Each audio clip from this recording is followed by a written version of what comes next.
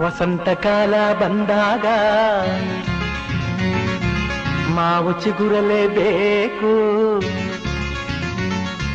ಕೋಗಿಲೆ ಹಾಡಲೇಬೇಕು, ಕಂಕಣ ಕೂಡಿ ಬಂದಾಗ ಮದುವೆ ಆಗಲೇಬೇಕು, ಮಂಗಳವಾದ್ಯ ಮೊಳಗಲೇಬೇಕು.